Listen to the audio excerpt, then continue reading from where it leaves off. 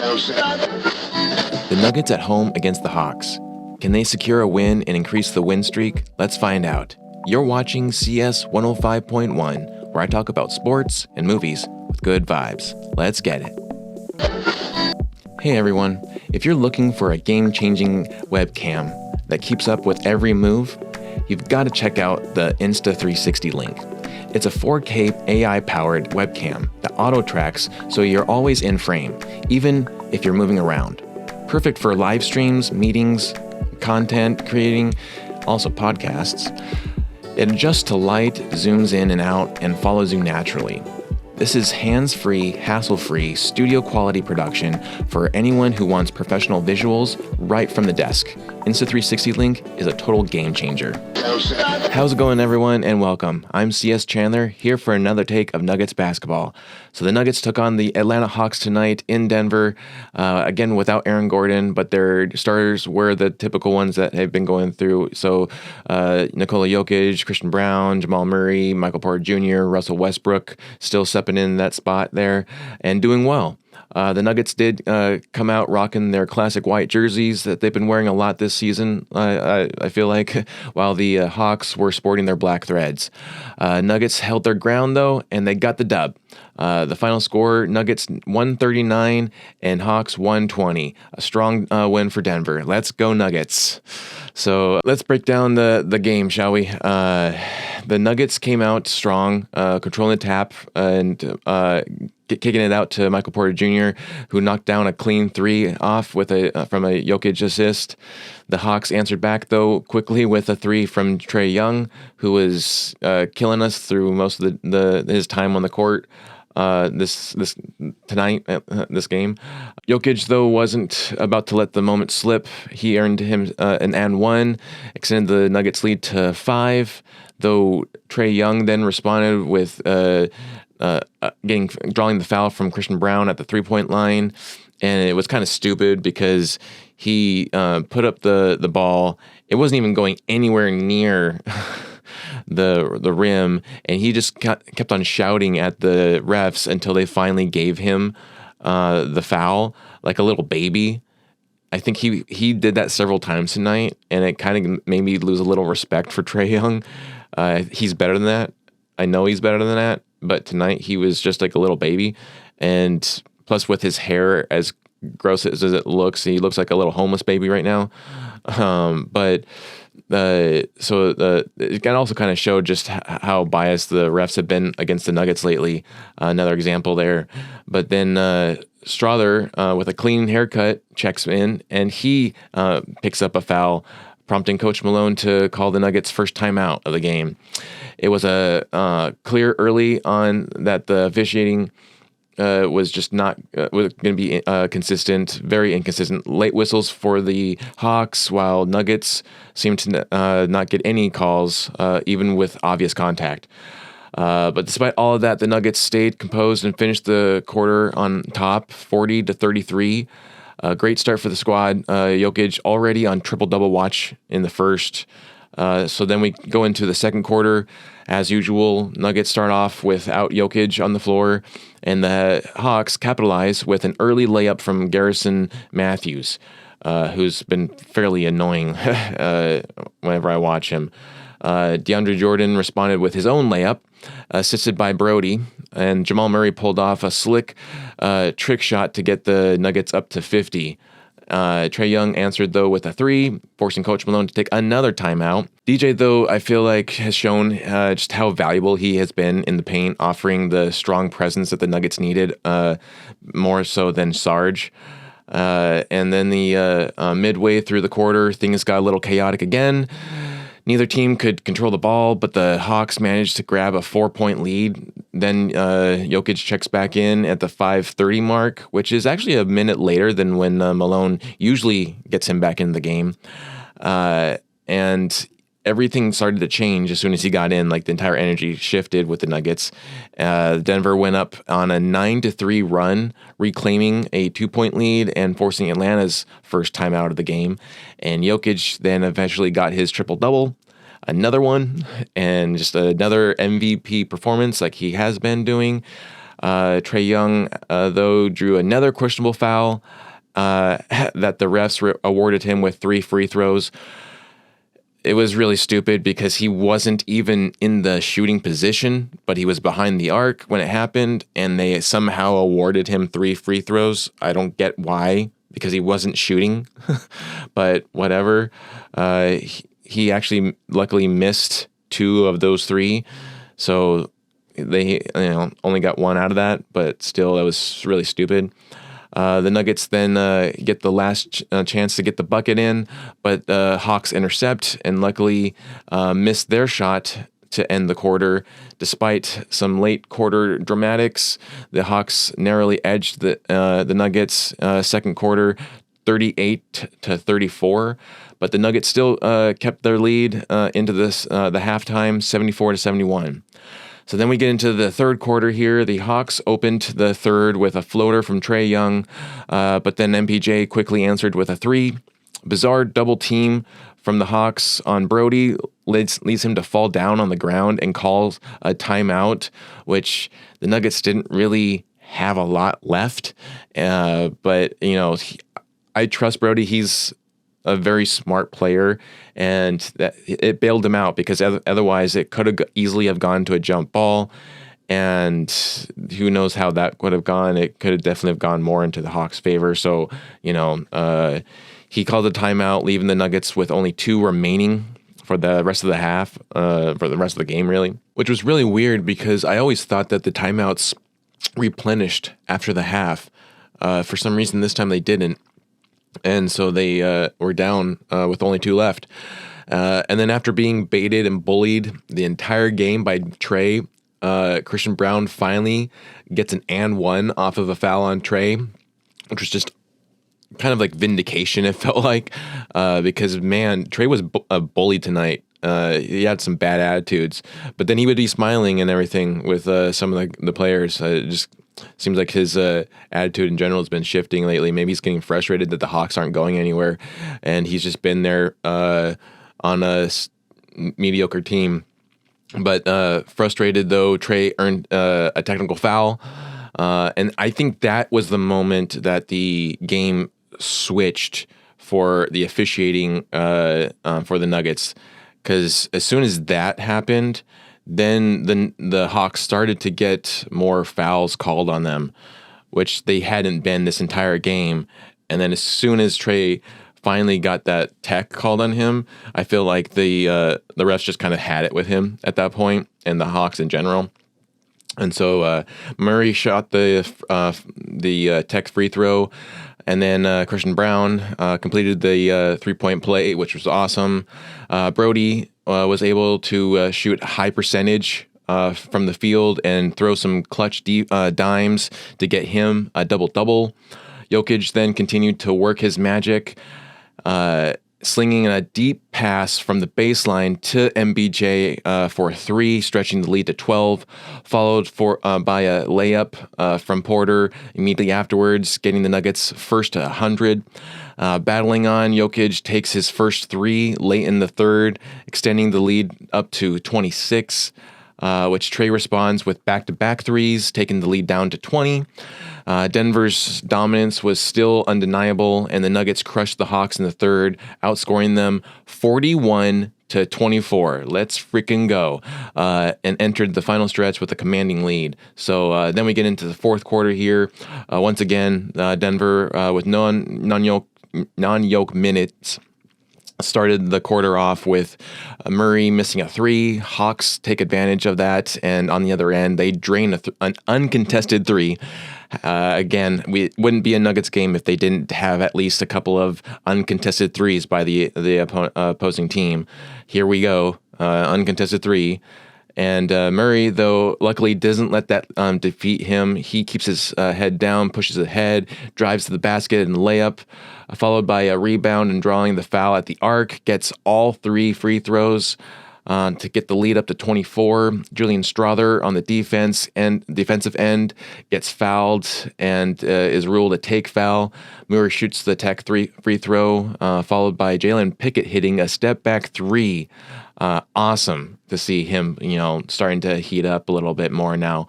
I would love to see Jalen Pickett, become a better NBA player rather than just a good G League player.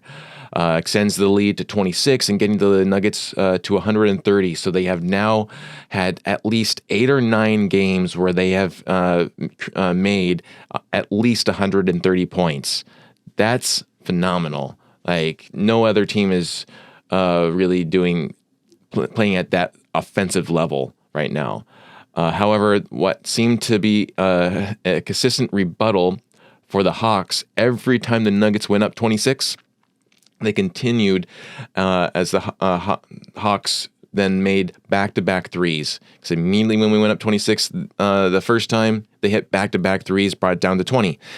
Jalen Pickett hits a three. We go up to 26. Again, the Hawks hit back-to-back threes, cutting it back down to 20. Malone gets the reserves out, who then struggle to play like a G League team, and allows the Atlanta Hawks to chip away further from a 25-point lead at this point down to a 19-point lead. Luckily, though, Denver stayed in control despite the Hawks edging the fourth quarter 25-24. The Nuggets cruised to a 139-120 victory. That's the kind of energy we love to see from the Denver Nuggets. Plenty of takeaways from this one. Stick around for more analysis after the break. As a cinematographer, photographer, and now a podcaster, I do believe lighting is everything. And if you're serious about creating dynamic content, you need to check out Nanlite. They're all about precision and control. Whether it's soft, natural lighting or vibrant colors, Nanlite gives you full flexibility to set the mood for any scene. From compact LEDs to powerful softboxes, Nanlite has light solutions that fit every setup. It's ideal for photographers, like myself, videographers, like myself, and creators who want to pro-grade quality right out on their fingertips. With Nanlite, you're lighting like a pro every time. And we're back. All right, so let's get into the stats here, Let's see here. Christian Braun, he played 31 minutes tonight. He made 15 points, had 3 rebounds, 4 assists, 7 for 9 from field goals, 0 for 1 in three-pointers, 1 for 1 in free throws. He had 0 turnovers, 3 personal fouls. It was a plus 19, which, by the way, that first quarter that the Nuggets played tonight, they didn't have any turnovers. That was awesome to hear. They didn't have any turnovers in that first quarter. So Michael Porter Jr., he played 24 minutes tonight, 21 points, 4 rebounds, 2 assists, 1 steal, 8 for 14 from field goals, 5 for 9 from three-pointers. He had 1 turnover, 1 personal foul, was a plus 24. And then Jokić with 29 minutes on the floor with 23 points, 17 rebounds, 15 assists, 0 steals, but 1 block, 8 for 16 from field goals, 1 for 1 from three-pointers, 6 for 6 from free throws, 2 turnovers, 2 personal fouls, was a plus 31. Russell Westbrook, 25 minutes, 16 points, 2 rebounds, 11 assists, 5 for 6 from field goals, 2 for 1 from three-pointers, 5 for 5 from free throws, 2 turnovers, 3 personal fouls, was a plus 24. Then we have Jamal Murray with the most amount of minutes played by the Nugget tonight, 35 minutes, 21 points, 3 rebounds, 2 assists, 2 steals, 1 block, 6 for 14 from field goals, 2 for 5 from three-pointers, 7 for 7 in free throws, 2 turnovers, 1 personal foul, was a plus 9. And then the bench, they had a great offense game, but their defense just really struggled. But pretty much, Strother had the most amount of minutes on the bench. He had 30 minutes and then 13 points off the bench, 6 rebounds. He had 2 steals, 1 block. Had 50% from field goals, 20% from three-pointers, though he only made 1 out of 5. We need him shooting more at a higher level of those three-pointers. And then he had 1 turnover, 2 personal fouls, was a +5. Peyton Watson, who has been really heating up, and I love to see him grow as a player. 24 minutes off the bench, 11 points, 1 assist, 2 steals, 1 block. He shot some free throws, made all 2 of the ones that he shot. 2 turnovers, 2 personal fouls, was a -2. Then we got Jalen Pickett, who had 13 minutes, made 7 points off the bench. He had 1 awesome 3 out of the 2 that he shot.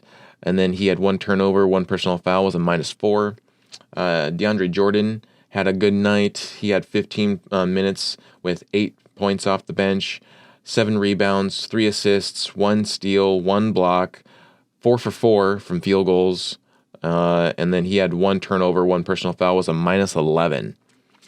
And then Spencer Jones got his first bucket of the night, of his NBA career, rather. He got a bucket, so he had 2 points off the bench, but still awesome to see him get some points there. Overall stats here, we got 43 rebounds to their 44, 44 assists to their 34. And if you don't know, Trae Young right now leads the league in assists, and the Denver Nuggets just outsisted the Hawks. So that's awesome to see. And so we had 8 steals to their 10, 5 blocks to their 5. We shot 56% from field goals. They shot 45. We shot 40% from 3-points. They shot 34, which they're also a high percentage 3-pointing team. And so that is actually pretty good to get them down to 34, and we shot higher than that. And then the biggest stat I feel like for the night, despite Jokic's amazing triple-double, was the free throws. So the Nuggets didn't miss a single free throw. They had 100%. They shot 21 free throws, made all 21. Atlanta had 66%. They also had 21 free throws, but they only made 14. So we had 12 turnovers overall. They had 13. And then we had 16 personal fouls. They had 16. So they kind of evened it up after that tech from Trey, because it was definitely a little bit more uneven, and the Nuggets had more fouls than the Hawks. And then all of a sudden the Hawks started fouling more because of that tech from Trey. As he just sounded that much like a baby, and I'm glad that he paid for that. So, but we'll get into the big takeaways after this. Hey everyone, let's talk sound quality. Imagine having pro-level audio that's easy to set up, flexible, and sounds incredible. That's the Røde Pod Mic USB. It's got both USB and XLR connections, so whether you're recording solo at home or in a full studio setup, you're covered. And get this, the built-in DSP effects let you adjust the sound with 0 lag. You get that deep, smooth broadcast tone right out of the box.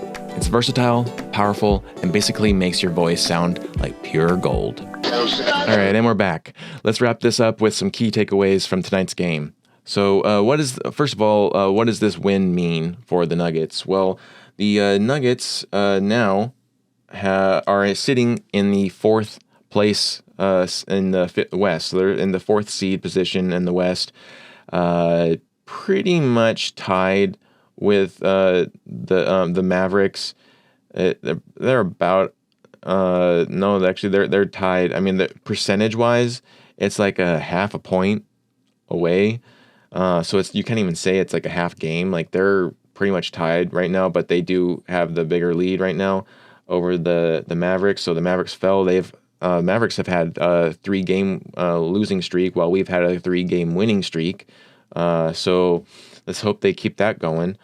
And then we are a couple of games back from Houston, who are in the 3rd spot, and we are 3 games behind Memphis, who are in the 2nd spot. 8 games total behind OKC, who are on a 12-game winning streak right now. Freaking stupid.